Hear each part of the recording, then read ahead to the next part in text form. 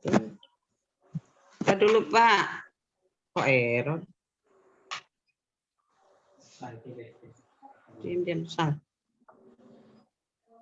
Ya, assalamualaikum warahmatullahi wabarakatuh. Waalaikumsalam warahmatullahi wabarakatuh. Kami dari kelompok 4 bersama Firly akan menyampaikan tentang penelitian sanad. Dalam mempelajari hadis Nabi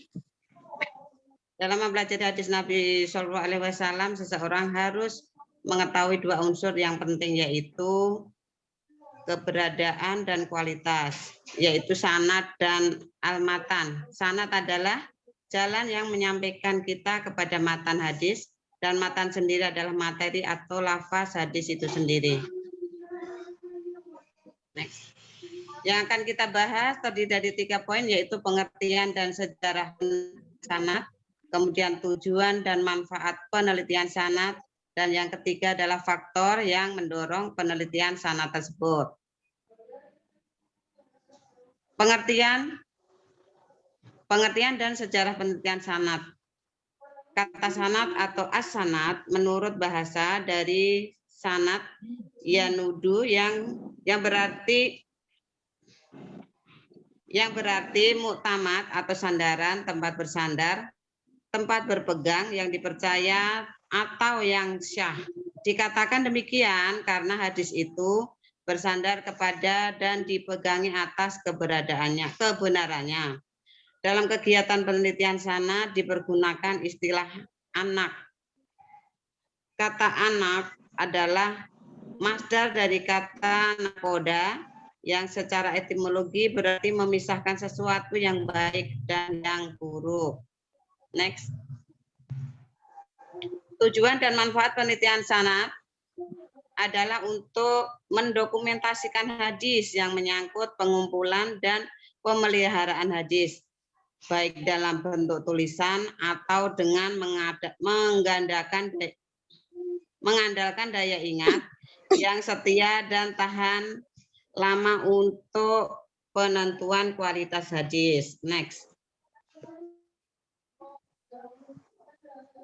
Nah, dari itu penutup nanti ya Pak ya. Sudah? Saya kembalikan ke Firly, pembawa acara Fir. Silakan Fir. Sudah Bu, sudah semuanya ya Bu ya. Sudah. Singkat padat jelas. Terima kasih. Silakan untuk bagi yang menambahkan karena masih Ya, banyak kekurangan. Iya, Silakan bertanya. Ibu, Bapak-bapak. Silakan ada yang mau ditambahkan, apa yang mau ditanyakan.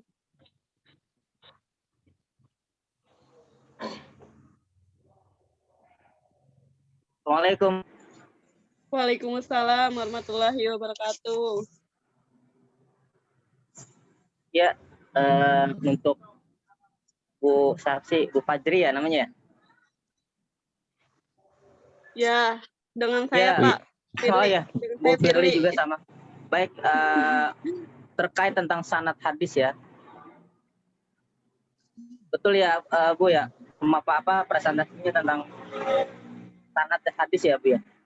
Iya benar Bu, benar Pak. Ya, baik. Tentang penelitian sanad. Assalamualaikum warahmatullahi wabarakatuh.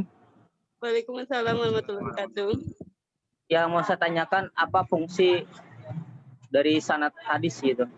Apa fungsi hadis? Sanad, Ya. sanad fungsi. Sanad hadis. Apa fungsi sanad hadis? Iya.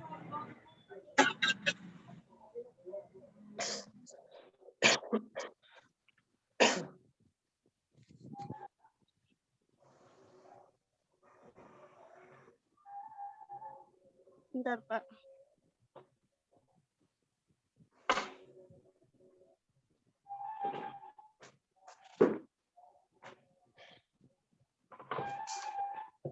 Jawabnya kok nggak ada?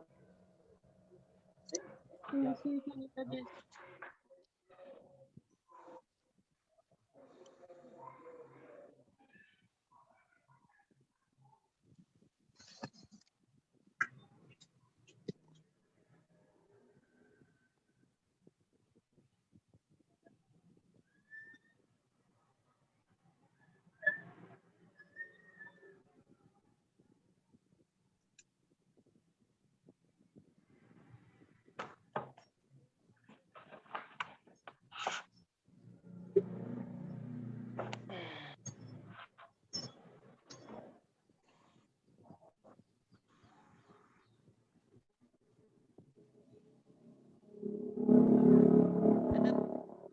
Fungsi sanad hadis yang pertama,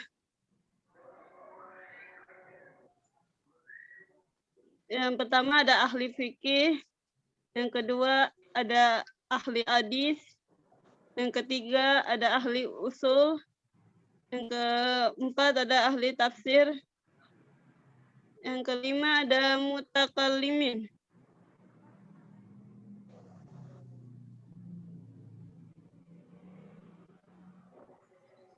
Yang keenam ada mempertanggungjawabkan kebenarannya.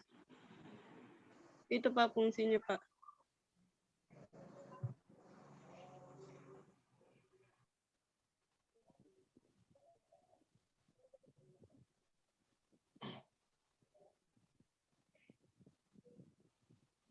Mungkin ada yang mau menambahkan? Boleh menambahkan? Ya Pak. Silakan Pak. Kalau ada yang mau menambahkan. Iya, saya Rusli.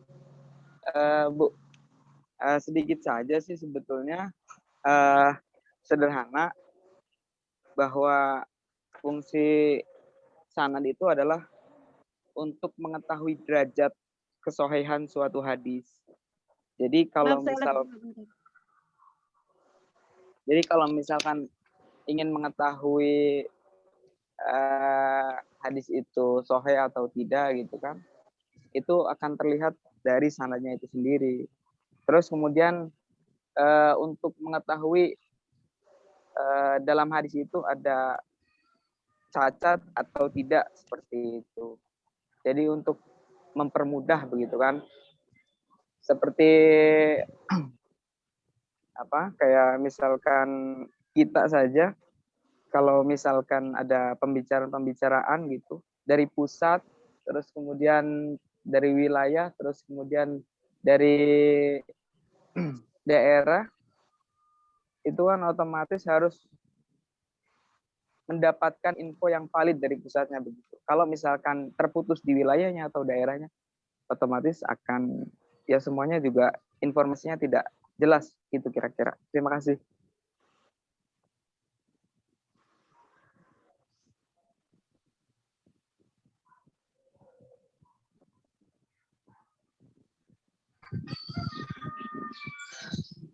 Masuk.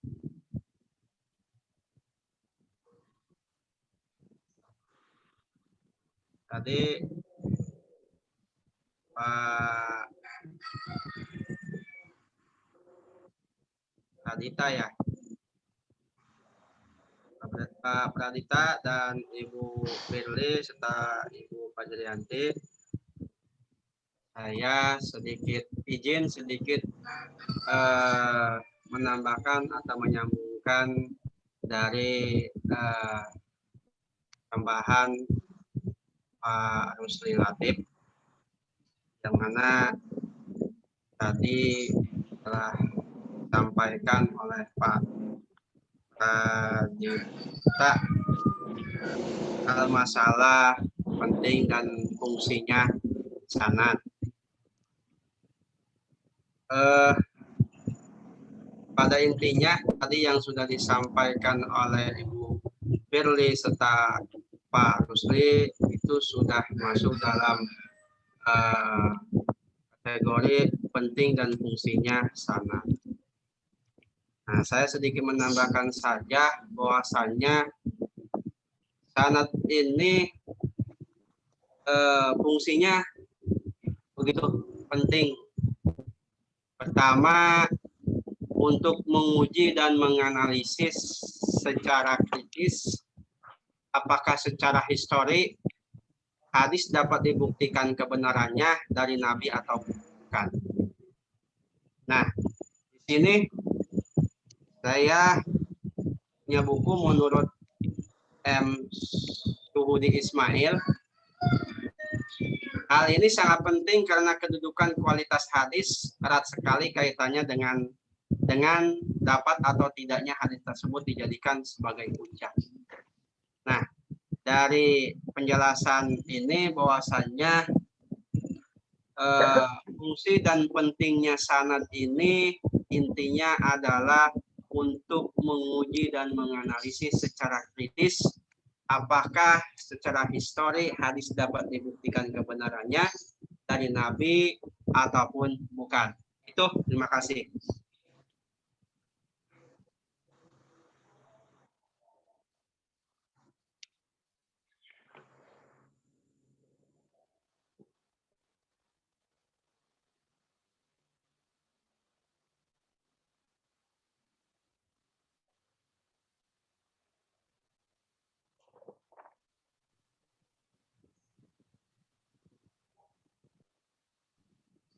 Silakan dipandu lagi Ibu Firly sama Ibu Pak Yanti supaya diskusinya hidup. Atau silakan langsung dipandu oleh Pak Mardian.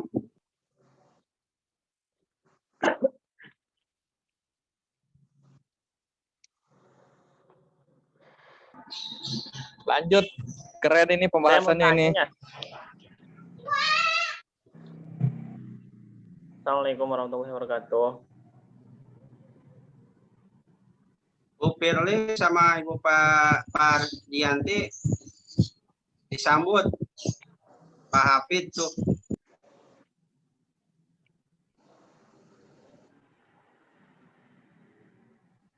Saya mau nanya mengenai tentang hadis ya. Kan di situ ada yang namanya ada dan mansuk gitu. Dalam ilmu hadis itu.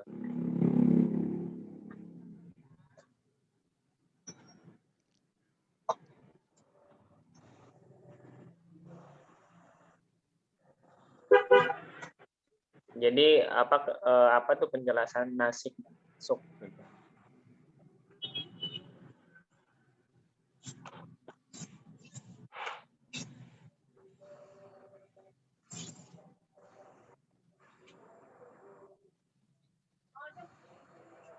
Assalamualaikum.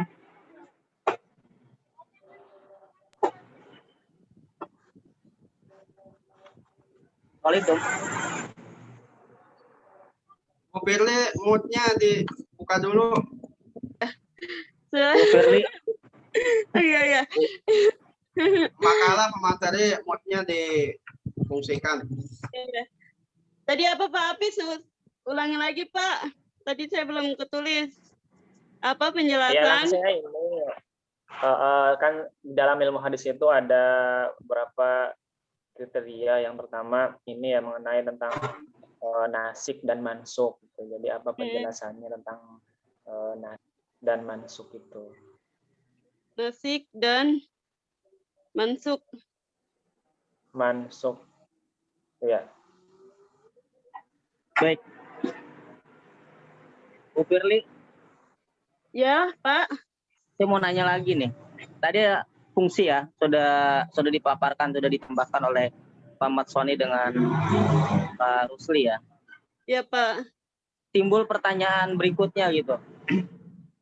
Ini kan Silakan. berkaitan sanad ya. Ya Pak. Ada dua pertanyaan yang mau saya ajukan gitu. Yang pertama, apakah pengertian dan perbedaan dari sanad, matan, dan rawi? Ram Pak, bentar Pak. Pengertian sanad Dan perbedaan pengertian dan perbedaan dari sanad, matan, dan rawi. dari sanad matan Sanad, matan, dan rawi. dan rawi. Ya. Lalu yang kedua, apakah ada keterkaitan dari tiga apakah ada keterkaitan dari sanad, matan, dan rawi? Sanad, matan, dan rawi. Dan rawi, iya. Tadi kan Pak Matsoni menambahkan ya, untuk mengetahui ya derajat apa namanya sohenya hadis ya? Itu Ya. Pak Mas Sony ya?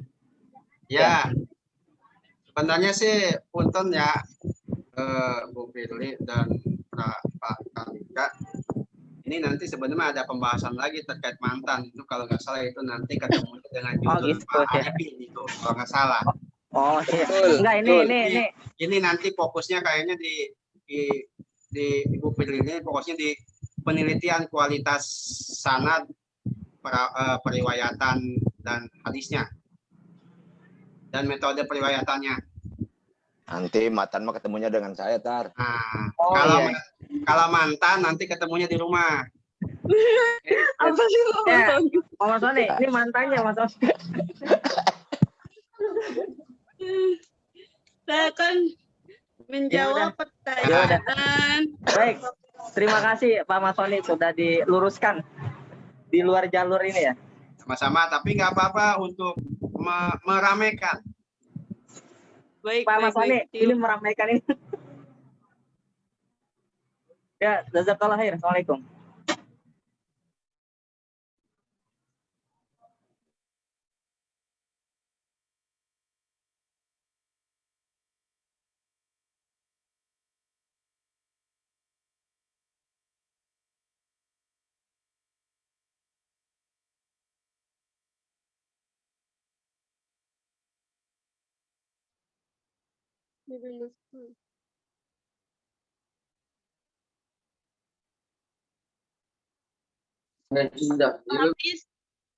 Hafiz, saya akan mau menjawab pertanyaan Bapak.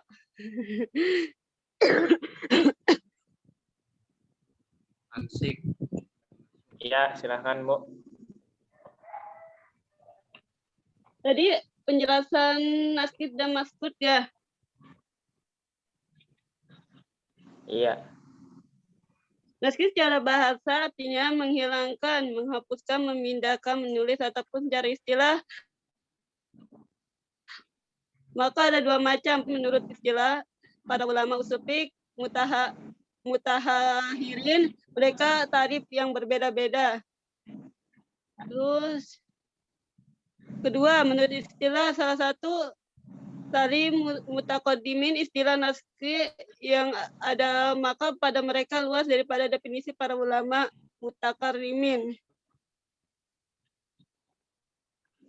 Nasku artinya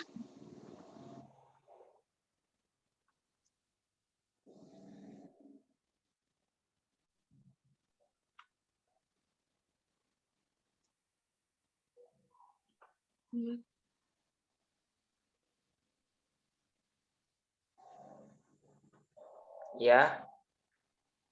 dari segi etimologi kata tersebut dipakai dalam beberapa arti antara lain membatalkan, menghapus, memindahkan dari satu wadah ke wadah yang lain, mengubah dan sebagainya dinamakan naskih.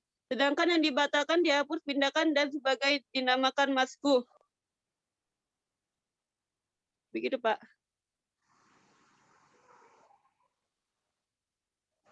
Iya. Mungkin ada yang ingin menambahkan atau Soalnya dari ini.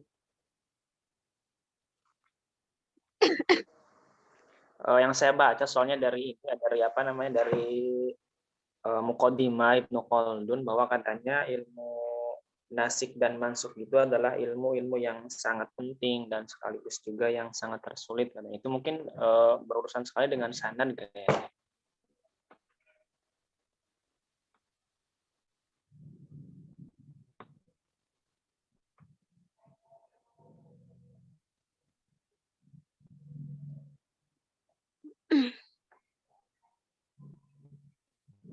Ada yang ingin menambahkan? Arifin silakan. Aku itu maka mau udah uyuk semua kemarin. Punya gede-gede. Silakan Pak Arifin. Ini Bu Parji lagi ada urusan.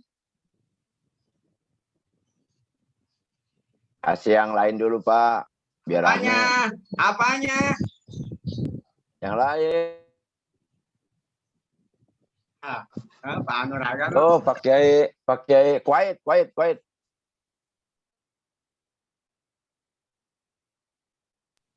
Nah, Pak Eka silakan.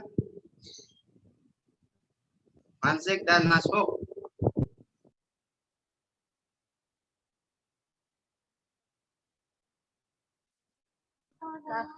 Ayo semangat, jangan pada diem-diem baik.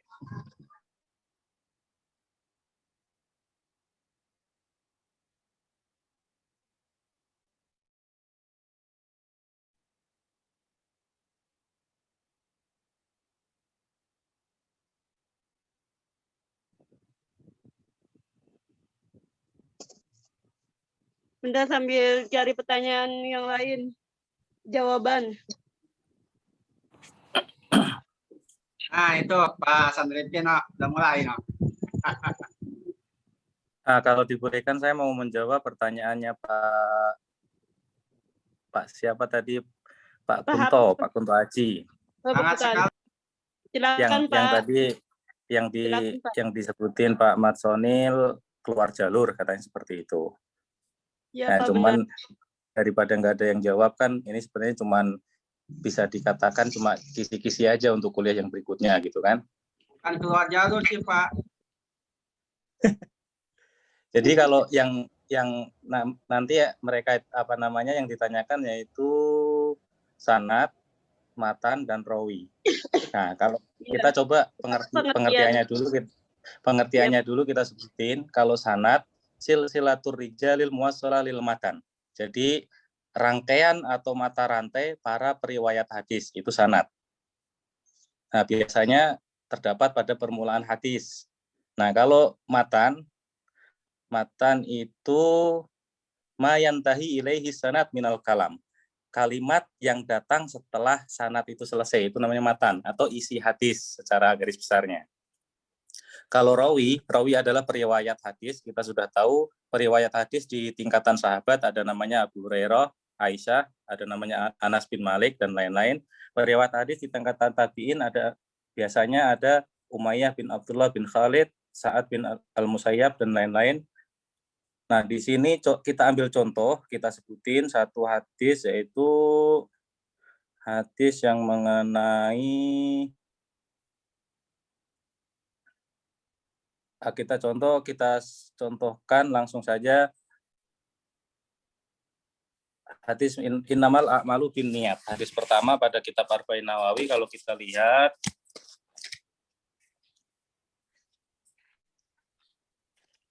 nah, di sini ada An Amiril Mukminin Abi Hafs Umar bin Khattab radhiyallahu anhu qol sami'tu Rasulullah sallallahu alaihi wasallam. Nah, di sini dari Amiril Mukminin yaitu Umar bin Khattab, Amiril Mukminin Abi Hafs Umar bin Khattab, di sini disebutnya sanad. Qala sami'tu Rasulullah. Jadi dari Umar mendengarkan dari Nabi, itu dinamakan sanad. Di mana matannya innamal a'malu binniyat wa innamal likulli imri'in ma nawa faman kanat hijratuhu ilallahi wa rasulih wa hijratuhu ilallahi wa rasulih. Itu namanya matan atau isi hadis sampai seterusnya. Nah, di mana itu rawinya? Di sini rawahu Imam Al-Muhaddisin Abu Abdullah Muhammad Ismail bin Ibrahim bin Mughirah. Nah, di situ disebutnya rawi. Jadi bisa dikatakan dari sanad, matan, rawi itu sangat berkaitan dalam bentuk hadis, dalam istilahnya dalam sebuah hadis. Hadis itu tidak bisa dikatakan hadis tanpa sanad, atau tidak bisa dikatakan hadis tanpa rawi, tidak bisa dikatakan hadis juga tanpa isinya itu sendiri. Nah, mungkin seperti itu. Terima kasih. Kalian Pak Sandripki sambungkan, tambahkan dengan jawaban atau pertanyaan Pak Hafiz. Jazakallah khair, Ustadz Rizky, Ustadz siapa tadi? Ya, sama aja, Pak. Ya. Jazakallah khair ya. Ustadz. Khair. Pak Hasan sekalian Pak Hafiz itu. Mansik Ya, dan langsung. Nah, silakan yang lainnya, mungkin kesempatan yang lainnya berbicara. Silakan.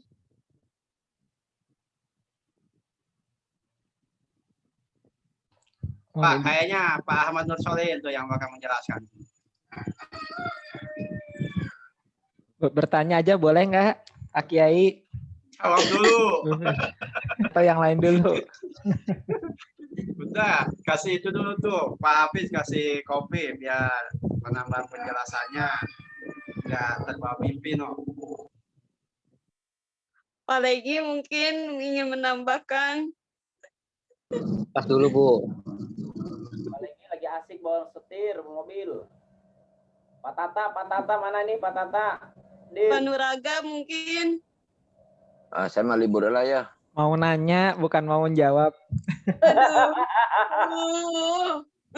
Pak Arifin, tuntaskan dulu tuh Pak Hafiz.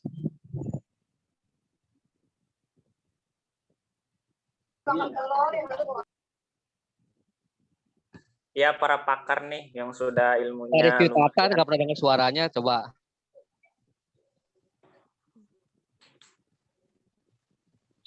Makmum Ustaz, makmum. Fadal nastami faqat. Ayo Pak Tata, ayo. Pak Rohman mungkin ingin menambahkan. Enggak, saya lagi ngopi dulu. Sama steak singkong.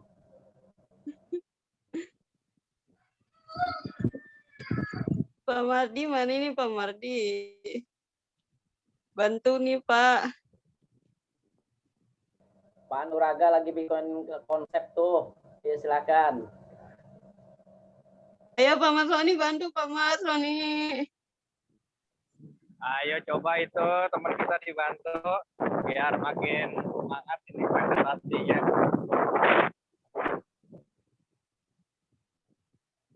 Pak Rusli kemana nih Pak Rusli monitor? Ada, samiin aja. Mungkin dari moderatornya ngulas ulang lagi jawaban-jawaban yang sudah ada gimana? Belum. Kalau Baru gitu juga. izin ini aja deh, sharing ini apa yang saya baca berkaitan itu. dengan Tapi ya itu. Pak, silakan. Bukan ahlinya nih ya, mohon maaf ini. Aku jadi Tapi syekh karena- kalau alimah. Ya. Mantap. Silakan. Jadi tadi ya mohon izin ini Pak dosen dan juga teman-teman semua. Ini saya bukan ahlinya tapi barusan browsing sama baca dua buku gitu. Jadi tadi ada nasikh wa al-mansukh ya. Tadi sudah dijelaskan oleh Bu Firly sebetulnya. Jadi kalau nasikh itu adalah sesuatu yang yang menghapuskan ya. Jadi menghapuskan. Kalau yang mansukh itu yang dihapuskan. Me dan di ya. Menghapuskan. Artinya yang nasikh ini yang datangnya belakangan yang menghapuskan yang sudah ada sebelumnya. Ini tadi saya sempat bingung ya. Ini nasikh dan mansukh kan biasanya dalam ini ya studi Al-Qur'an ya. Biasanya dalam konteks studi Al-Qur'an.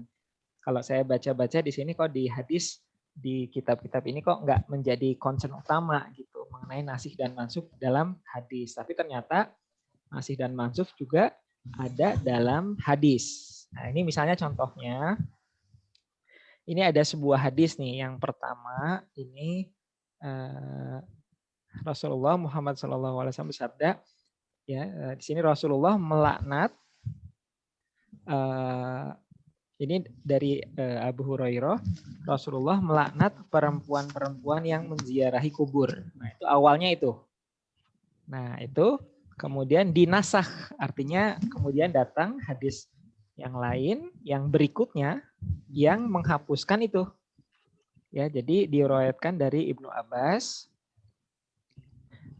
diminta berziarah ke kuburan karena sesungguhnya ia mengingatkan kepada kematian. Jadi di sini dari hadis riwayat Muslim, Rasulullah mengunjungi kubur ibundanya, lalu menangis dan membuat menangis orang-orang di sekelilingnya. Lalu bersabda, aku meminta izin kepada Tuhanku, Allah Azza wa Jal, untuk memintakan ampunan kepadanya, ibundanya, tetapi tidak diizinkan.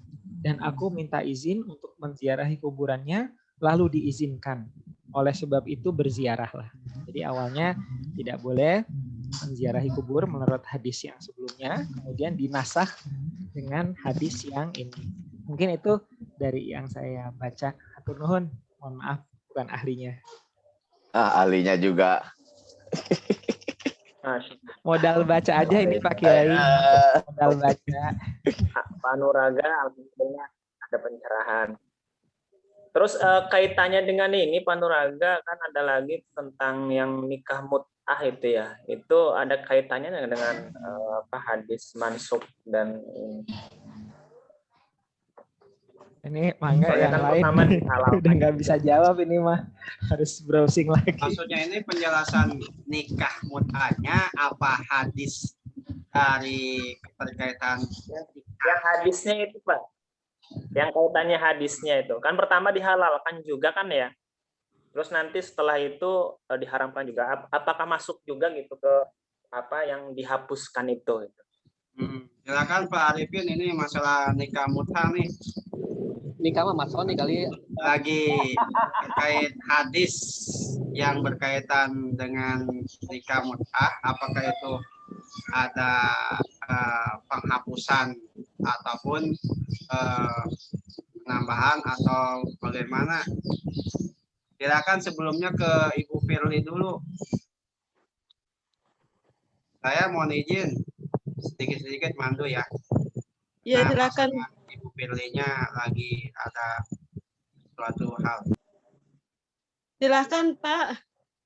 Sebelum ke Bapak Ibu untuk menjelaskan hal apa yang ditanyakan oleh Pak Hafid, silakan dulu Pak Materi untuk menjelaskan. Nanti Bapak Ibu yang lainnya tinggal menambahkan. Ya, nanti penjelasannya tidak melangkahi pemateri.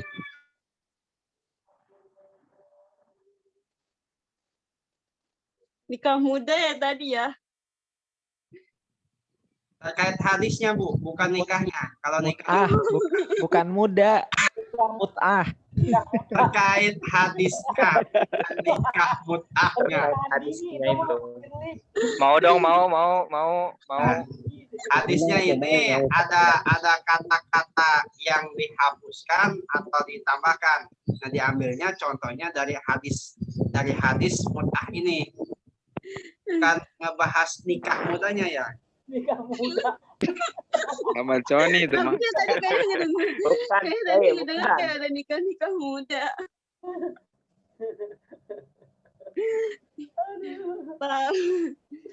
Pak Hafiz, maaf tolong diulangi lagi. Nikah sama yang muda gitu, gimana? Saya belum ini. Kasih aja hadisnya, Pak Hafiz, kasih aja hadisnya. Pak Hafiz, tolong lagi Iya, pertanyaannya. jadi kan terkait tadi penjelasan Pak ya terkait dengan penjelasan Pak Nuraga tentang hadis nasik dan mansuk itu. Jadi kan ada yang kata dihapuskan dan menghapuskan. Itu beliau kan menjelaskan tentang ziarah kubur gitu kan yang tadinya tidak diperbolehkan, setelah itu datang hadis yang baru bahwa diperbolehkan gitu. Begitupun juga dengan hadis yang tentang nikah mut'ah. Jadi kan zaman dulu itu nikah mut'ah itu diperbolehkan gitu. Terus ada lagi hadis datang baru dia tidak memperbolehkan, bahkan diharamkan sampai nanti hari kiamat gitu. Apakah ini ada kaitannya gitu dengan hadis nasik dan mansuk gitu. Jadi kaitannya gitu, apakah ada atau enggak gitu. Jadi bukan ke nikahnya gitu ya. Mungkin dari saya itu. Ya Pak, bentar. Silakan Ibu Firly dulu. Ya, pemateri yang Silakan aja Pak Masoni kalau Pak Masoni bisa. Biar pandangan dari pemateri dulu, baru nanti ke Pak Mardiansa. Oh begitu Pak Sony. Iya Pak, silakan Pak Masoni ingin bantu mah nggak apa-apa Pak. Kalau bisa menjawab mah. Saya sambil menyaring juga. Ini Ustadz.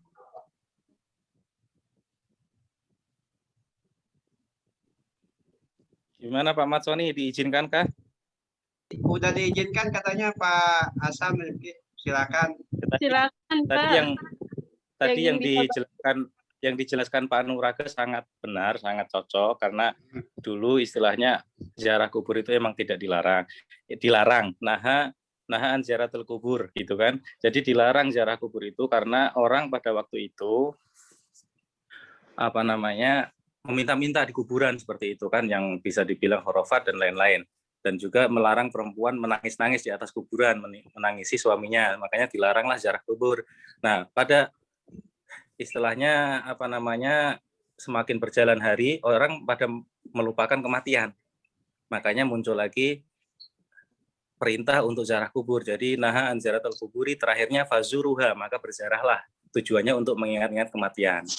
Nah, itu yang dijelaskan Pak Nuraga tadi. Kalau yang mengenai nikah mut'ah, emang dulu diperbolehkan nikah mut'ah atau kita sebutnya kawin kontrak seperti itu. Ya, benar. Hadisnya di sini disebutkan Anir Robi bin Sabro an abihi radhiyallahu anhu annahu kana ma Rasulullah sallallahu alaihi wasallam faqala ya ayyuhan nas inni qad kuntu adintu lakum fistimta minan nisa. Jadi sesungguhnya Rasulullah itu berkata, hai para manusia, saya mengizinkan kalian untuk bersenang-senang dengan wanita, yaitu dengan status kawin kontrak. Ada masanya.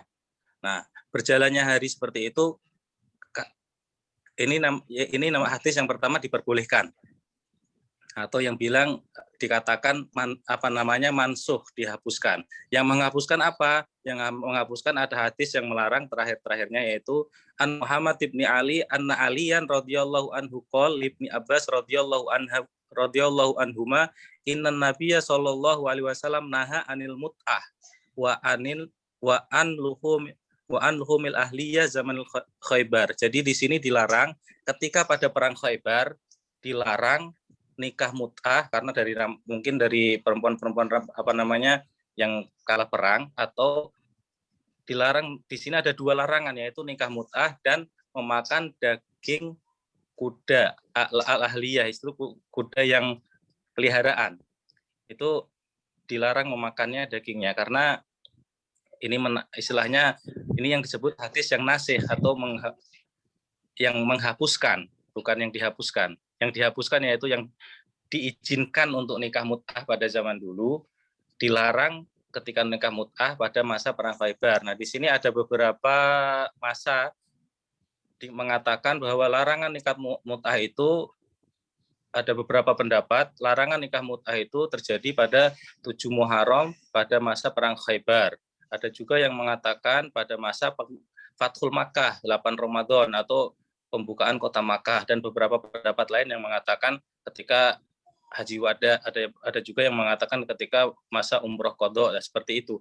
Jadi berkaitan antara tadi dicontohkan ziarah kubur dilarang, fazuruha terus diperbolehkan atau diperintahkan dengan alasan untuk mengingat kematian, tidak lupa akan kematian. Jadi mempersiapkan kematian kita seperti itu.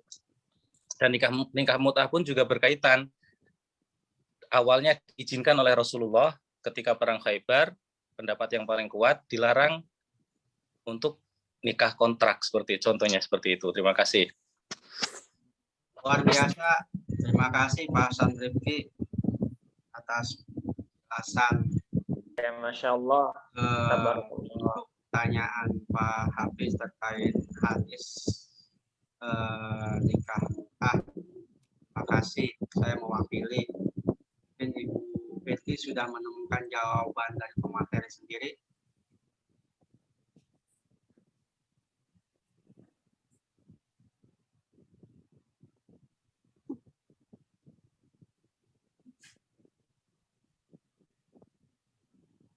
Pak Nuraga, silakan. Sudah, sepertinya Pak Doktor, Pak Dosen sudah siap menjelaskan. Tadi katanya kayaknya mau ada pertanyaan. Udah yang tadi, Pak Kiai. Awas nih kamu dah ya. Terima kasih untuk teman-teman semuanya yang sudah meluruskan atau menambahkan. Saya mohon maaf apabila ada kekurangan. Saya kembalikan kepada Bapak Dr. Haji Muhammad Firdaus. Haji Muhammad Firdaus.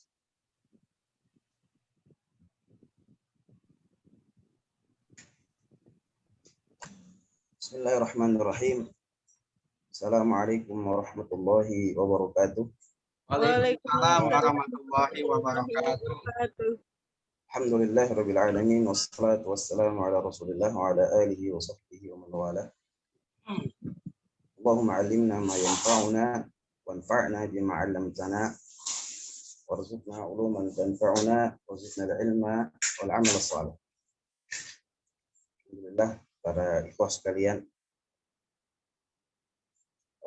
Allah Subhanahu wa taala kembali memberikan kepada kita kesempatan untuk sama-sama berkumpul, mengkaji dan memahami dengan pemahaman yang betul terhadap hadis-hadis baginda Rasulullah SAW.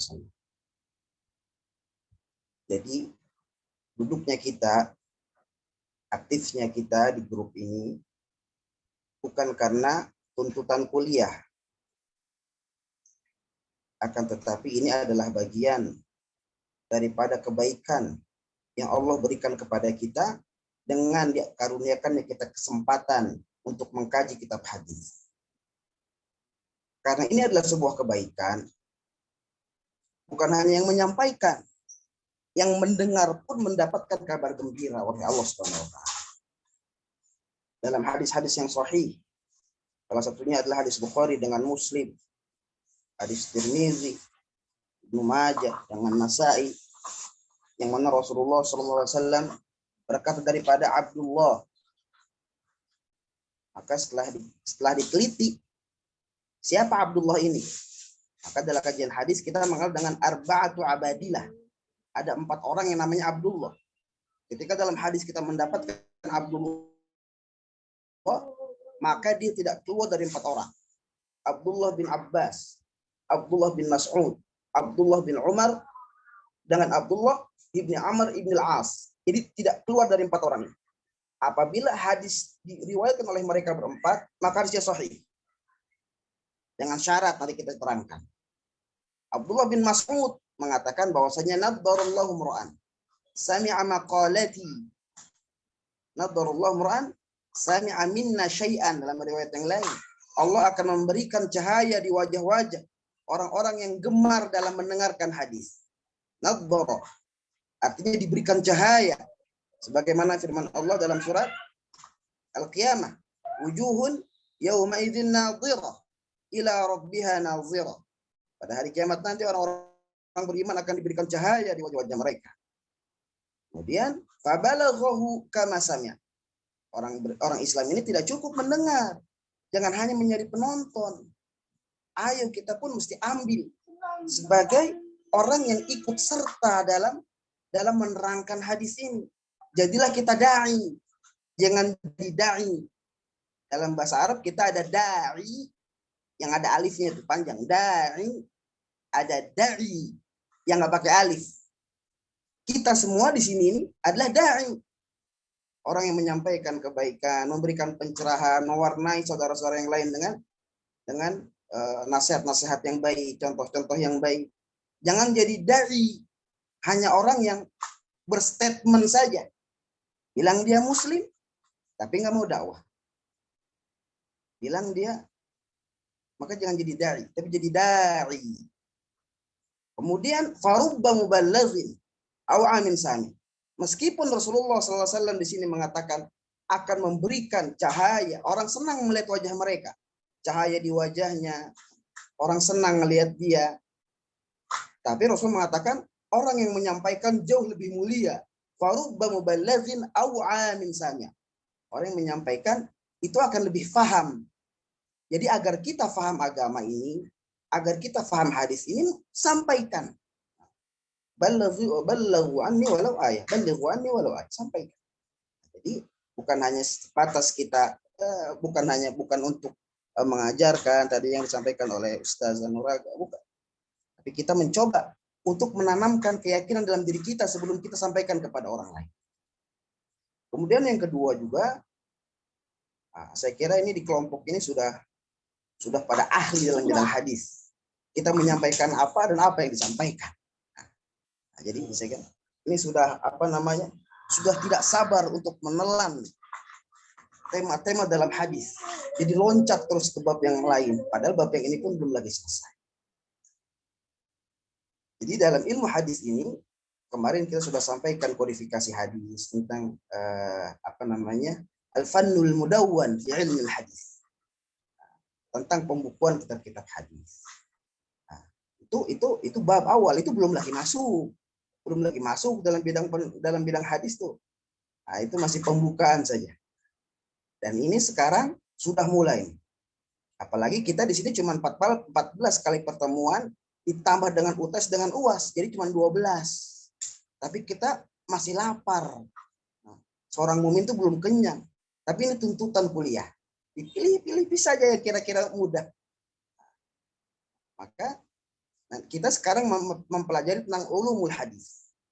Tentang bagaimana meneliti hadis dan kualitas periwayatannya. Atau disebut juga dengan ilmu tahammul wal ada. At-tahammul wal ada. Nanti di situ ada lagi namanya dengan tarikhur ruwat. Tarikhur ruwat itu adalah pembagian daripada ilmu rijalul hadis. Ilmu rijalil hadis. Jadi, rijal hadis itu terbagi menjadi dua. Cabang yang pertama adalah tarikhur ruwat, yang kedua adalah al-adlu al-jarh wa ta'dil. Kemudian kita akan menyampaikan tentang sebelum ada gharibul hadis, nanti ada mukhtalaful hadis, ada nasikh wal mansukh, kemudian ilalul hadis. Nah, ini satu paket nih. Teman tadi sudah menyampaikan nasikh wal mansukh sebelum yang lainnya belum terpenuhi. Padahal ilmu hadis itu seperti mata rantai yang akan saling mengaitkan satu dengan yang lainnya. Sebelum yang ini paham, sudah masuk ke rantai yang lain, maka yang lainnya itu akan gamang, akan tidak kuat, bias. Jadi sekarang ikhwas kalian bisa bisa membuka yang ada di internet, buka di internet, yang ada punya kitabnya. Ada kitab Mustalahul Hadis, ada Mabahis Ilmu Hadis, ada Tarikh Al-Ahadis, bukalah. Maka bukan namanya bab tahammul wal ada. Namanya bab at-tahammulu wal ada. Ini artinya kita bagaimana meneliti sanad dan mengetahui kualitas hadisnya. Kita sedang mengkaitkan dengan sanad. Kenapa kita mengaitkan dengan sanad ini? Apa ilmu sanad? Bagaimana dalam Islam ini orang berbicara itu laisa minal kalamil musarthir. Bukan cuma sekedar perkataan yang cuap-cuap didengarkan, padahal apakah betul atau tidaknya tidak tahu. Sehingga ulama mengatakan laulul isnad laqala man syaa ala ma syaa. Kalau bukan karena sanad, bukan karena rentetan para perawi yang menyampaikan sebuah kabar, maka seseorang itu akan menyampaikan setiap apa yang dia dengar. Setiap apa yang dia dengar. Sehingga kita mengenal dengan ilmu sanad. Nanti dalam praktek periwayatannya ada disebut juga dengan ijazah. Ada ijazahkan. Saya ijazahkan kamu kitab ini. Sahih Ramadan Al-Buti dalam kitab-kitabnya pernah datang ke Sudan, mengatakan barang siapa yang mengkaji kitab saya dan dia tahu betul pemahaman saya, fasyad anni usniduhu sanadan wijadatan. Barang siapa membaca kitab-kitab saya, kata Al-Buti, dia paham betul, kemudian dia memahami apa maksud saya, saksikanlah bahwasanya aku memberikan sanad kepadanya. Maka disebut juga dengan sanad wijadah. Apa sanad wijadah? Sanad yang dia langsung memberikan dengan kalamnya. Ada disebut juga dengan sanadul ijazah. Ada sanad yang diriwayatkan melalui ijazah. Ada sertifikat. Jadi sekarang kalau yang namanya akademisi, wah mesti ada sertifikat. Kalau nggak ada sertifikat, nggak naik ke pangkatan. Apalagi sekarang ilmu Indonesia ini berkiblat kepada Barat. Orang-orang ulama-ulama besar kita di Sudan, di Mesir yang mereka buat kitab, mahir mereka, ahlinya, mutakhasis, tidak mau dilihat karena beralasan tidak memiliki jurnal yang terindeks Scopus. Ini juga menjadi kesedihan kita juga. Baik, maka kita membahas tentang at-tahammul wal ada. Apa itu at-tahammul wal ada? At-tahammul wal ada adalah bagaimana at-tahammul adalah menerima. Bagaimana seorang rawi menerima, bagaimana seorang rawi itu menerima hadis Allah. Duduk di bawah ada pedal. Maka kita mengenal dengan ilmu at-tahammul. At-tahammul dalam kajian kita ini, dalam kajian hadis ini adalah disebut juga dengan bagaimana seorang rawi itu menerima hadisnya. Ditinjau secara kelayakan seorang rawi. Bukan hanya dari segi pemahaman dan kualitas hafalan, tapi segi umur pun disampaikan. Umurnya berapa? Kapan seorang itu layak menerima hadis? Maka dibahas di sini namanya ilmu tahammul atau meneliti, menganalisa, kemudian mengamati sejauh mana kelayakan seseorang menerima hadis. Disebut juga dengan tahammul. Kemudian ada juga yang ada syaratnya al-ada. Meneliti, membahas sejauh mana seseorang itu layak untuk menyampaikan hadis. Maka ada ilmu at-tahammul wal-ada. Baik, sebelum kita masuk kepada bab al-ada, kita memasuk dalam bab at-tahammul. Apa sih syarat seseorang itu dikatakan layak dan boleh menerima hadis? Maka para ikhwati fillah, apabila kita meninjau tentang kelayakan, maka disebut juga dengan al-ahliyah. Maka sering kita dengar dengan mustalahul hadis. Ini mesti kita punya karena kita akan banyak menggunakan istilah-istilah dalam ilmu hadis yang dia berbeda dengan istilah-istilah yang digunakan dalam ilmu-ilmu yang lain. Nanti di dalam bahasa al-hadis ada namanya hafiz. Itu untuk hadis. Untuk ahli Quran disebutnya hamil. Cuman terkadang di masyarakatnya terkenal namanya orang hafiz, namanya hafiz.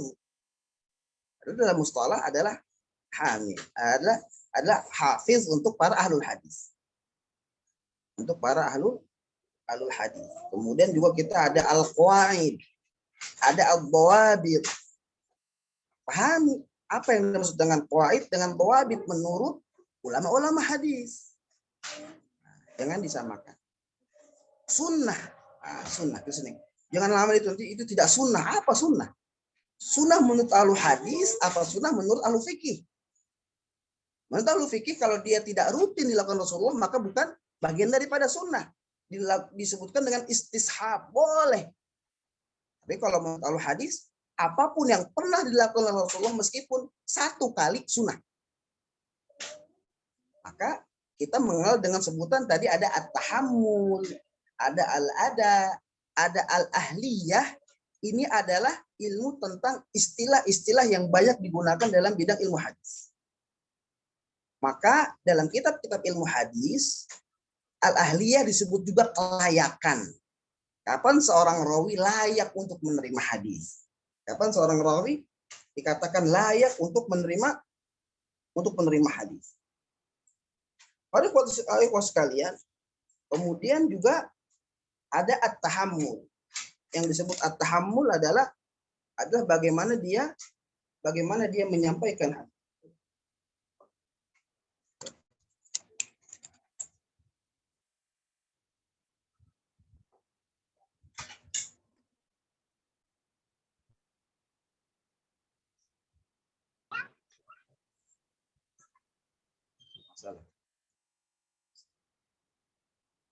Baik.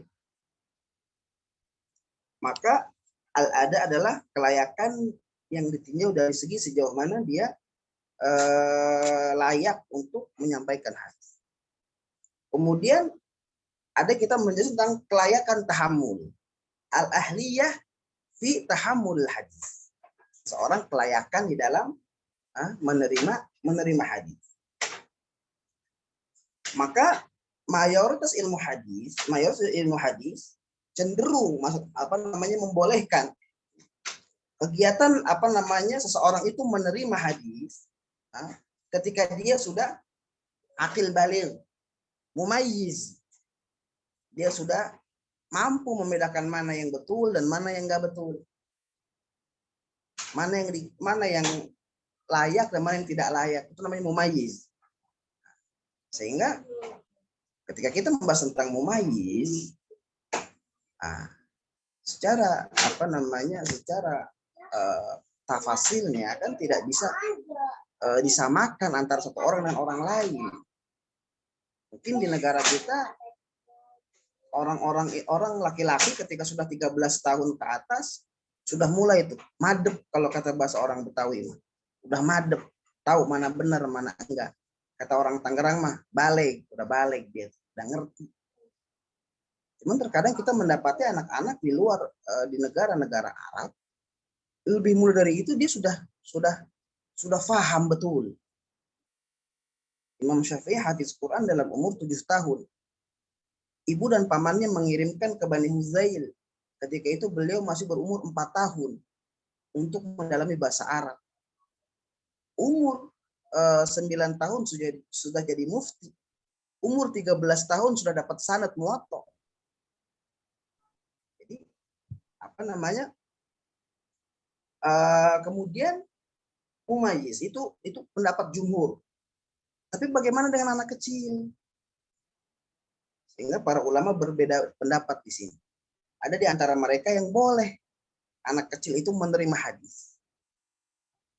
Maka disebut juga anak kecil adalah yang mana dia belum sampai pada usia aktif gitu ya. Disebut dengan anak kecil yang dia belum dikatakan masuk dalam usia aktif. Maka sebagian para ulama membolehkan mereka untuk menerima hadis. Sebagaimana yang kita ketahui ulama-ulama kita, bagaimana mereka sudah mendapatkan predikat muhadis padahal masih kecil lagi. Dari apa namanya dari sahabatnya ada Al Hasan wal Husain. Dari Al Hasan wal Husain masih kecil lagi sudah ketika Hasan mengatakan sesuatu hal diambil terus oleh para sahabat. Cuman sekarang mesti hati-hati. Terkadang hadis-hadis Hasan ini ketika dia nilai derajatnya tidak sahih, bahkan ada sebagian mungkar karena dinisbatkan oleh orang-orang Syiah tadi.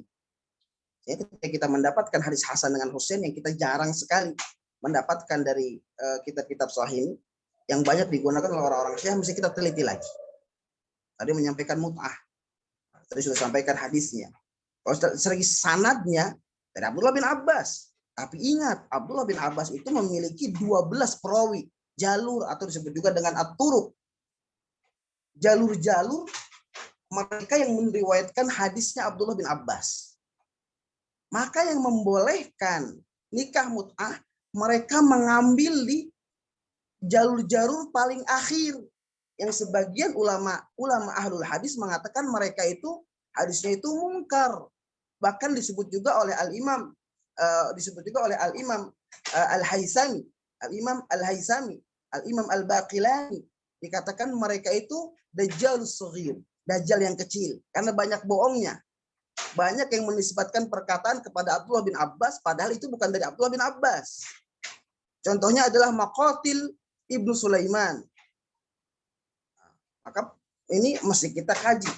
Setiap yang mendengarkan hadis dari Maqatil Ibnu Sulaiman, meskipun dia bermadzhab Syafi'i, hati-hati, mesti diteliti lagi. Kemudian juga ada Muhammad Ibnu Sa'ib Al-Kalbi. Muhammad Ibnu Sa'ib Al-Kalbi. Maka dua orang ini memiliki kitab-kitab tafsir yang mereka disebutkan kepada Abdullah bin Abbas. Bahkan ulama-ulama ini tidak mau melihat tafsir ini karena berhati-hati. Banyak apa namanya kedustaan-kudustaannya. Belum lagi ada namanya Alkitab Kashful Khofa. Nah, ini mesti hati-hati. Kumpulan-kumpulan Abdullah bin Abbas ketika diriwayatkan oleh dua orang ini mesti hati-hati. Mesti dikaji ulang. Maka tadi yang disampaikan oleh Ustadz tadi yang memberikan ta'liq tentang nikah mut'ah, nah itu jalur hadis yang paling sahih. Yang diriwayatkan oleh Al-Imam Ibnu Atiyah daripada Abdullah bin Abbas. Baik. Bagaimana dengan anak-anak kecil? Kita mengenal ada Hasan Husain tadi. Kemudian juga ada Abdullah bin Zubair. Ada Abdullah bin Zubair. Kemudian juga ada Anas ibnu Malik. Kemudian juga ada Abdullah bin Abbas. Rasulullah mengenap dadanya, Allahumma faqihu fid din wa alimhu ta'wil. Masih lagi kecil dia. Kemudian dari ulama-ulama kesininya nih, yang pertama kali mengkodifikasikan hadis ada Al-Imam Al-Lais Ibnu Husain. Al-Imam Al-Lais Ibnu Husain. Ini yang pertama kali mengkodifikasikan hadis pada tahun ke-70 Hijriah. Gimana masih lagi muda. Kemudian kita mengenal Amr Ad-Dani dalam ilmu qiraat dari bapaknya. Dan bapaknya adalah Abu Falah. Abu Falah dalam kitabnya Ad-Daw dikatakan Al-Adwa. Bagaimana ulama-ulama itu mewariskan ilmu mereka kepada anak mereka terlebih dahulu.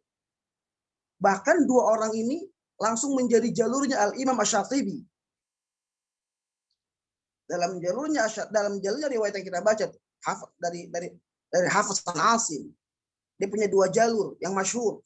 Namanya Amr ibnu Sabah dengan Ubaid ibnu Sabah. Ini adik kakak. Adik kakak. Bagaimana seorang adik dengan kakak berkompetisi menjadi orang yang penerima jalurnya Al-Imam Hafiz daripada Asim. Imam Asim anak muda. Hafiz anak kecil, ibunya janda. Dinikahilah oleh Imam Asim. Imam Asim menikahi ibunya Imam Hafiz. Maka berjanji di dalam kitabnya At-Thayyibah dikatakan bagaimana Al-Imam Asim bersumpah bahwasanya anakku ini mesti pertama kali yang mesti meriwayatkan jalur bacaan. Maka kita kenal bacaan Al-Quran Hafiz an Asim. Ada Al-Imam Syahid Hasan al-Banna. Orang dai yang syahid dibunuh oleh para Zionis. Jamalnya adalah ayahnya adalah Jamal al-Banna. Seorang tukang jam yang banyak mentakhrijkan kitab-kitab hadis. Syahid Hasan al-Banna sudah memahami kitab-kitab jarh wa ta'dil, lalu masih muda lagi. Nah, jadi para ikhwati fillah, maka ulama yang merajihkan, yang membolehkan adalah boleh anak kecil itu mendapatkan tahammum, menerima menerima hadis. Sedangkan itu yang tadi saya sampaikan tentang at-tamyiz, karena dia tidak berlaku untuk tamyiz itu kan analisa orang. Perempuan dikatakan tidak boleh menikah yang terbaru ketika 16 tahun. Di bawah 16 tidak boleh. Mesti nikah ulang 19 tahun kalau di kita sekarang. Maka oleh khotifillah ini adalah bagian-bagian daripada analisa saja. Analisa saja. Sedangkan kedewasaan itu tidak dilihat dari segi umur. Tidak dilihat dari segi umur. Ketika dia matang betul, sudah paham betul. Meskipun dia terkadang belum umur tidak apa, kalau memang tidak menjadi masalah. Tapi kajian-kajian tentang ini pun mesti kita terima juga. Bagian dari perundang-undangan. Ada maslahatnya juga. Tapi khotifillah itu tentang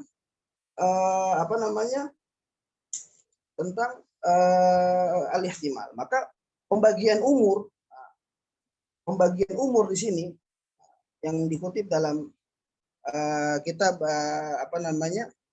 dalam kitab yang saya gunakan adalah Ushulul Hadis. Kalian bisa download nama kitabnya Ushulul Hadis berbahasa Arab. Mungkin ada juga Indonesianya. Nah, yang ditulis oleh Ustaz Dr. Muhammad Ajjaj Al-Khatib. Muhammad Ajjaj Al-Khatib. Nama kitabnya adalah Ushulul Hadis. Ushul Al-Hadis. Boleh kalian buka, lihat. Maka beliau menyatakan untuk usia tahammul terbagi menjadi beberapa bagian umur yang ulama kesepakati. Yang pertama adalah dia minimal 5 tahun. 5 tahun dia maka boleh diberikan ihtimal hamlul hadis atau menerima hadis.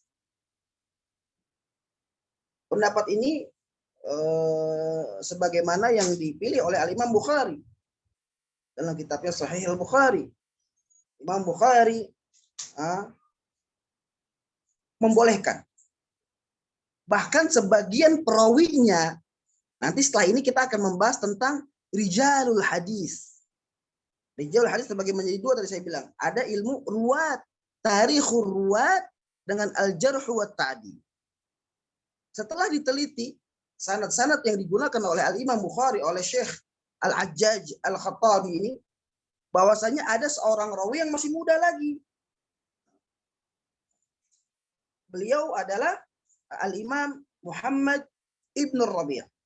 Muhammad ibnu Ar-Rabi' yang Al-Imam Bukhari meriwayatkan hadis ini daripada Muhammad ibn Rabi' yang umurnya ketika itu masih 5 tahun.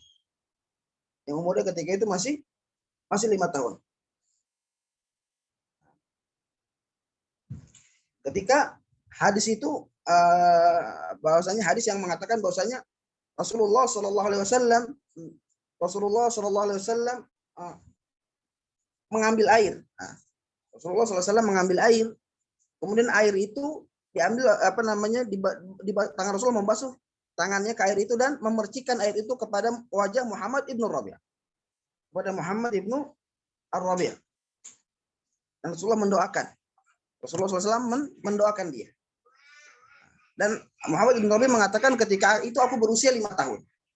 Hadis inilah mengatakan boleh kita mengobati orang dengan percikan air.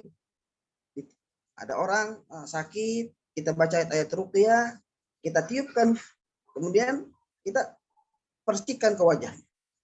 Boleh.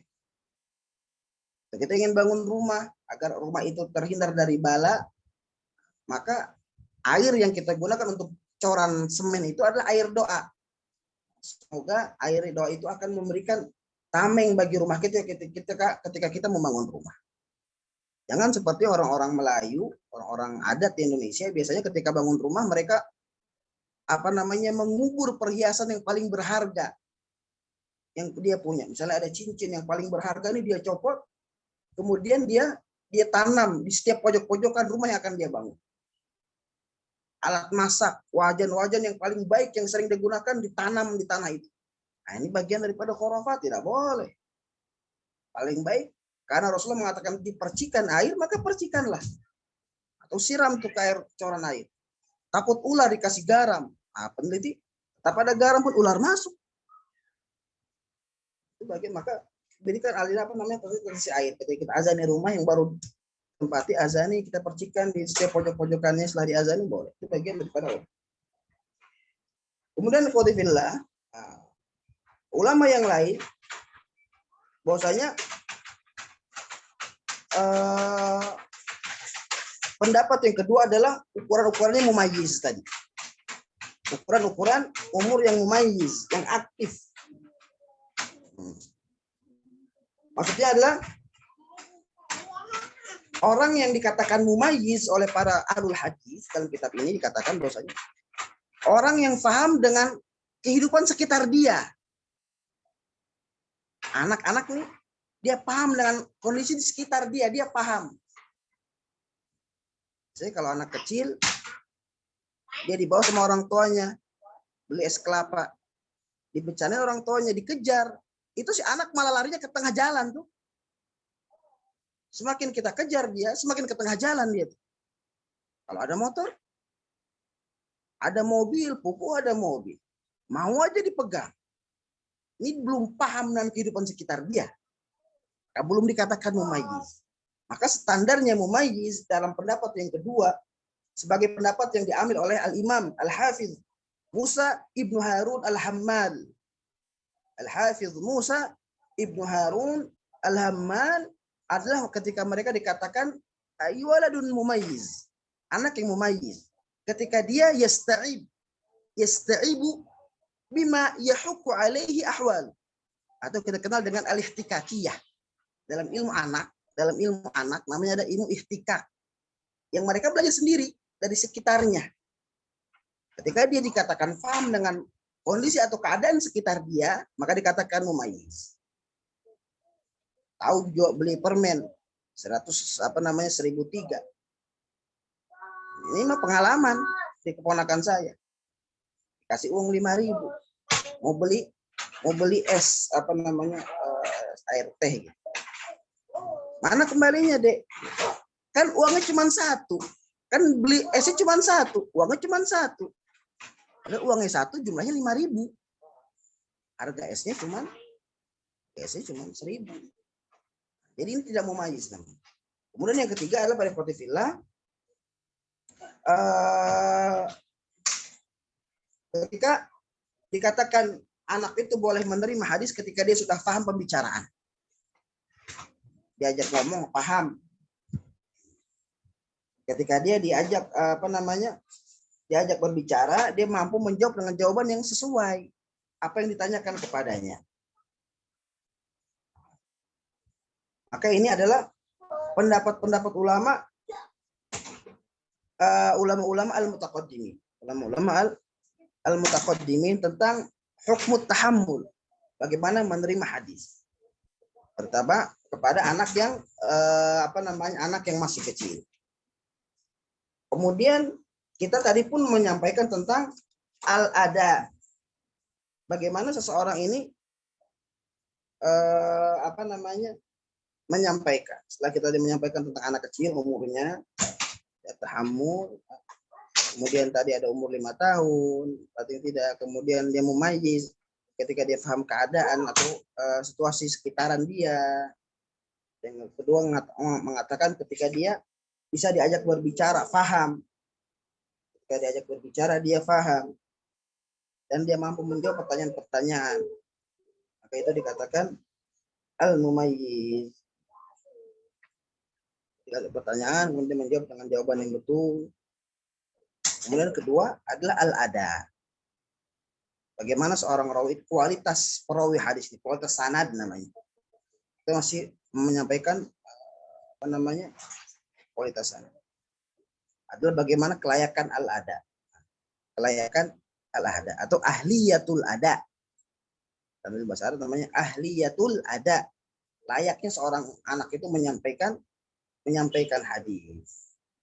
Maka ulama berpendapat, jumhur ulama hadis, kapan seorang itu diterima riwayat hadisnya, maka ketika orang itu Islam. Ketika orang itu Islam.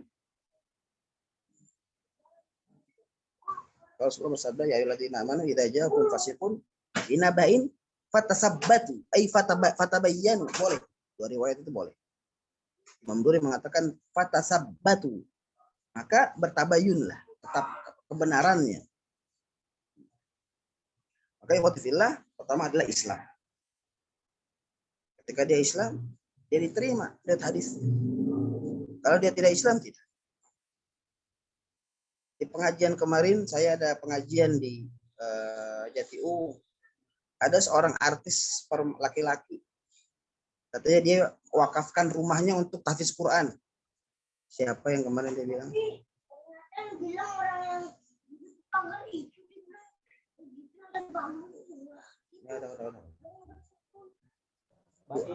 Ruben Onsu. Dia mewakafkan rumah untuk tahfiz. Maka dia mendapatkan kebaikan di dunia saja. Di akhirat tidak. Hasan jangan dilihat. Hasan, masuk. Berantem itu. Berantem. Tutup. Baik. Yang kedua adalah baligh. Ya, dia baligh. Sebagaimana hadis Rasulullah SAW bersabda, "Rufi al-qalam an salas." Rufi al-qalamun an salas, bahwasanya seseorang itu akan diangkat qalamnya. Rufi al-qalam an salas. Rufi al-qalamu an salas. Al-majnunul maghlub ala aqlihi hatta yabra'a. Orang yang gila sampai dia sadar.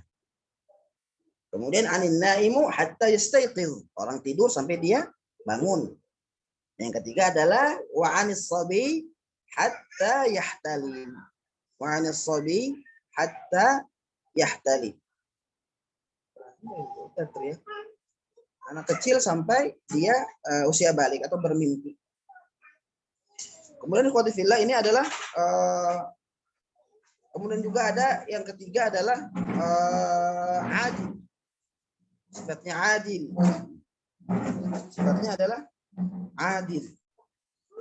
Maka apa adil dalam bahasa kita? Sekarang kita yang yatabadar ala azhanina, yang kita pahami di dalam pemikiran kita ketika kita mendengarkan adil adalah adil. Orang-orangnya adil. Orangnya seimbang gitu maksudnya. Padahal dalam ilmu hadis yang disebut juga dengan al-adlu adalah sifat orang-orang yang kejiwaannya atau orang yang kejiwaan atau dirinya itu dapat menjaga harga diri. Dapat menjaga harga diri dia. Ini kan namanya harga diri ini kan sifatnya tidak. Mungkin sebagian orang bisa makan keluar rumah gitu ya pakai celana pendek. Kalau mungkin sebagian kita kan mungkin enggak gitu. Bisa gitu. Atau nongkrong di pinggir jalan gitu di depan warung, padahal boleh-boleh saja. Selama dia jaga pandangan, memberikan salam, kemudian menghilangkan azab mudorot dari jalan boleh. Cuma kan sebagian orang mah tidak. Nggak terbiasa gitu. Maka disebut juga dengan Allah adalah orang yang bisa menjaga harga dirinya. Dia berbicara hanya berbicara yang dianggap untuk layak dibicarakan. Kemudian dia menjaga kejujuran. Atau dalam hal-hal yang sifatnya itu istishab, buang hajat.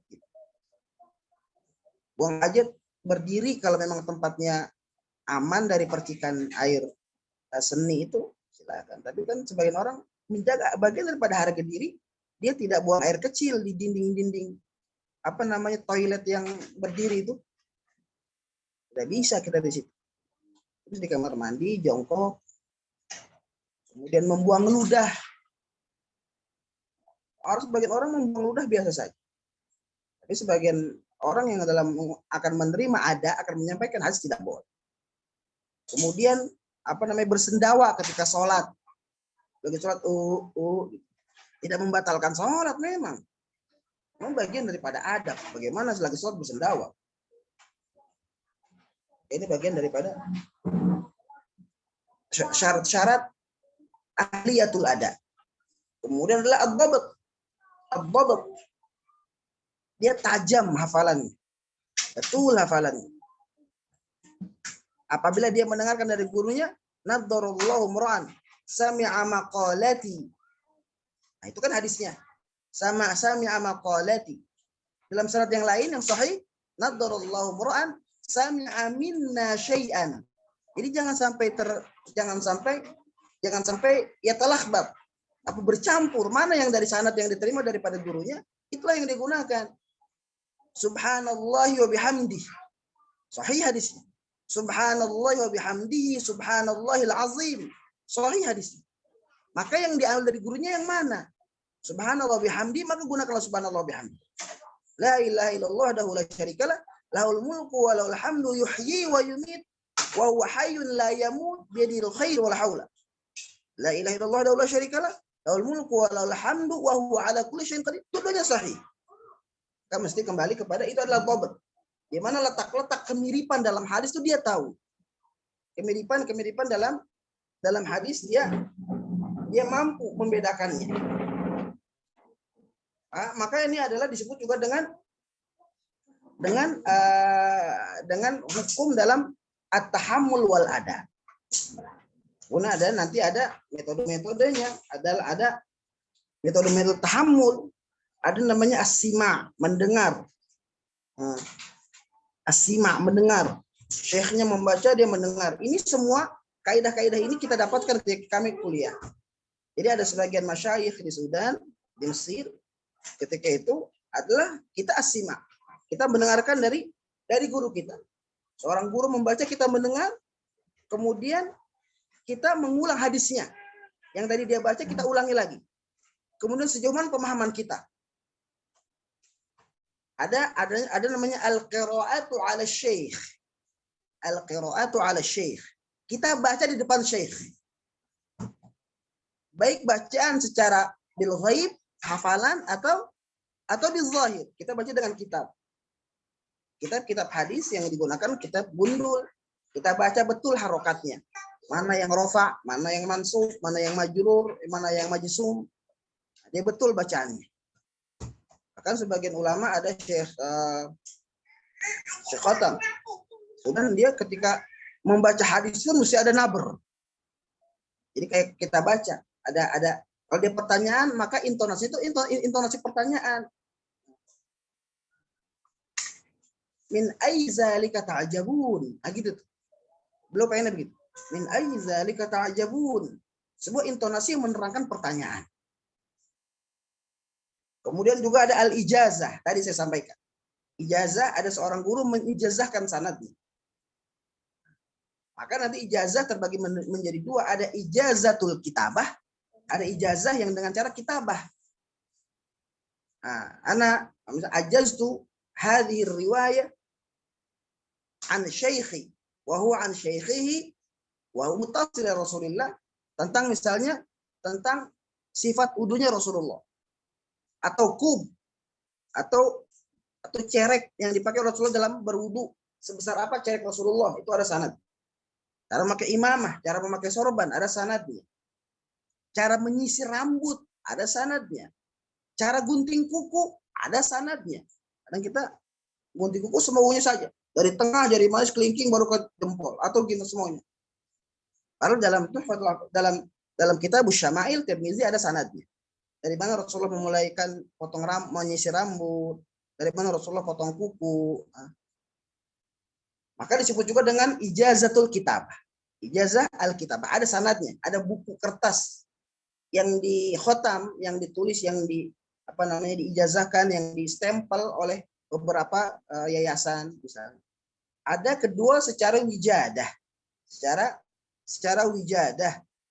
Wijadah biasanya ketika kita mentasnikan, kita jumpa dengan seorang syekh di salah satu tempat yang mana dia tidak membawa alat tulisnya, dan kita pun akan segera pergi. Nah, itu yang kami dapatkan ketika kami di Sudan di Yaman transit selama 2 minggu, sebetulnya seminggu, tapi didelay 2 minggu. Nah, ini kesempatan untuk kami berjumpa dengan para syekh-syekh di Yaman, terutama di Babul Qadim, di Son'a. Nah, maka saya ingat, saya mentasmikan hafalan saya dengan Syekh Jubair. Dari waktu maghrib, bisa kemudian sambung lagi sampai jam 12 malam ketika mereka sudah istirahat. Besoknya begitu lagi, nggak sampai selesai, maka beliau mengatakan ajaztu hadhihi suwar bi ijazati an syaikhi. Dia menyebutkan salah satu 3 gurunya, an syaikhi wa an syaikhihi muttasilun ila Rasulillah. Maka disebut juga dengan al-wijadah. Al-wijadah. Syekh Abdul Somad, ketika Ustaz Abdul Somad, Dr. Abdul Somad penceramah di Indonesia ini, beliau pernah datang ke ke Fatani, Syekh Fatani. Dia bertemu dengan syekh yang memiliki sanad muttasil sampai ke Syekh Nawal Bantani. Kemudian diajarkan bagaimana memakai ibaah, baju. Kemudian memakai sorban. Maka dia mengatakan ajaztu zalika an Rasulillah. Maka itu disebut juga dengan al-wijadah. Kemudian juga ada al-munawalah. Bisa kalian baca sendiri. Ada juga al-mukatabah, al-i'lamu 'anil syekh. Jadi silakan kalian kaji dalam kitab-kitab yang tadi saya sebutkan, boleh dibaca, masih ada waktu 20 menit, silakan tanya jawab apa yang ingin ditanyakan. Kalau dicukupkan pun boleh. Baik, saya kembalikan kepada pemateri, kepada Raisul Jalsah, kepada MC tadi.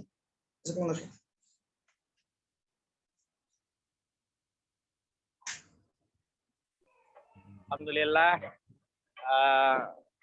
Jazakallahu syukri Pak Dokter, pembahasan yang luar biasa. Mudah-mudahan kita semua bisa menyerap apa-apa yang telah disampaikan oleh guru kita. Selanjutnya masih ada waktu untuk tanya jawab atau untuk menambah informasi kita. Selanjutnya insya Allah akan dipandu langsung oleh pematalah. Silakan Ibu Firly dan Ibu Yanti.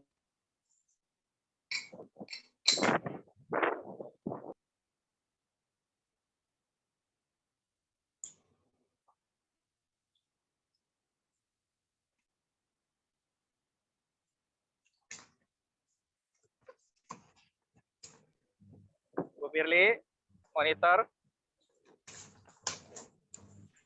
Iya Pak, sebentar Pak. Saya pindah ke HP dulu.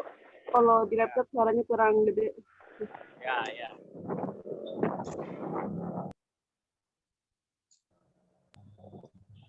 Ya, himbauan dari kami kalau bisa pelajaran hadis ini jangan sampai kita sia-siakan ini, karena sangat langka sekali ini pelajaran yang luar biasa, nikmat.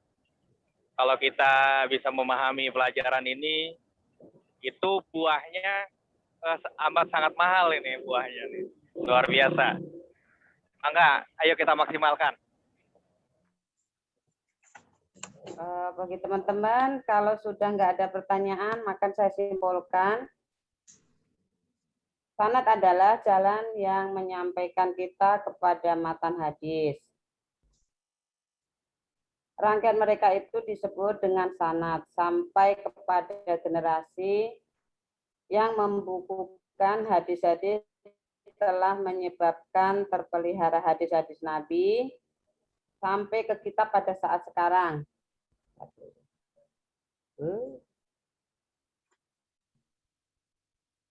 Tujuan dan manfaat penelitian sanad hadis adalah untuk mendokumentasikan hadis yang menyangkut pengumpulan dan pemeliharaan hadis, baik dalam bentuk tulisan atau dengan mengandalkan daya ingat yang setia dan tahan lama, dan untuk penentuan kualitas hadis. Mungkin itu Pak yang bisa disampaikan. Firly, kalau mau ada tambahan untuk kesimpulan silakan. Fir.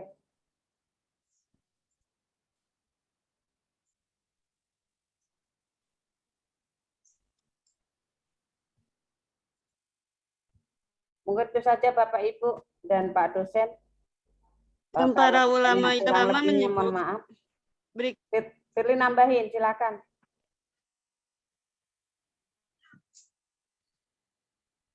Para ulama hadis menyimpulkan ada 8 cara periwayatan hadis, yaitu yang pertama as-sama, yang kedua al-qirah, yang ketiga al-ijad, yang keempat al-munawalah, yang ketiga al-kitab, yang kelima al-kitab, yang keenam al-ilam, yang ketujuh al-wasiyah, dan yang ke-8 al-wajah. Sudah. Bagian-bagian yang harus diteliti pada sanad yaitu kesambungan sanad, keadilan perawi, sabit perawi, dan syad dan ilat. Mungkin itu saja. Nah, sebentar biar saya absensi terlebih dahulu karena ada beberapa nama tidak ada di sini. Kayak Pak siapa tadi? Pak Nur Solihin.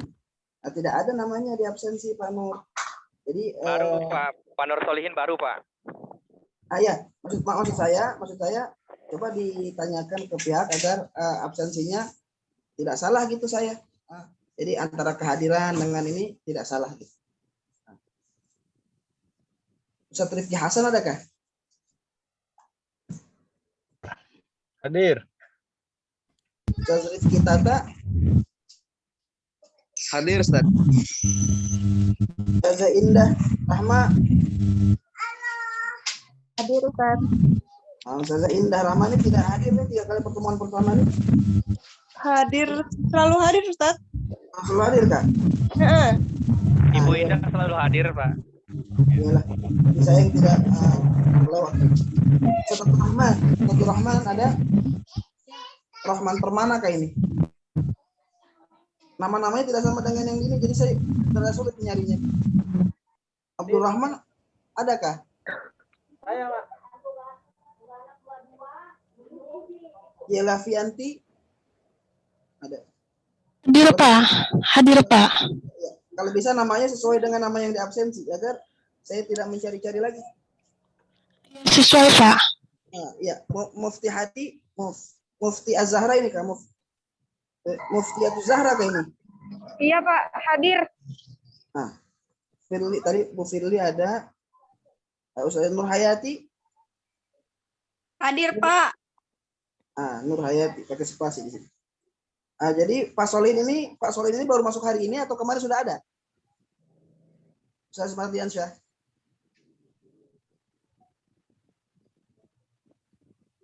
Baru hari ini. Oh, baru hari ini. Baik, ikhwan sekalian, jazakumullah khair. Pertemuan kita untuk pembahasan at-tahammul wal ada. At-tahammul wal ada, silahkan bisa kalian pahami lagi dengan membuka kitab-kitab yang tadi saya sebutkan. Ini kitabnya bagus nih. Kitabnya Ushulul Hadis ini kitab bagus. Mesti punya kalian ini. Kalau ada terjemahnya bagus lagi. Nah, kemudian ada kitab Mustalahul Hadis, Fathur Rahman, boleh juga. Itu ada bab tahammul wal ada, silakan dipahami lagi, dibaca-baca lagi referensi-referensinya dan kesimpulannya. Baik, naktafi bihadzal qadar, kita cukupkan.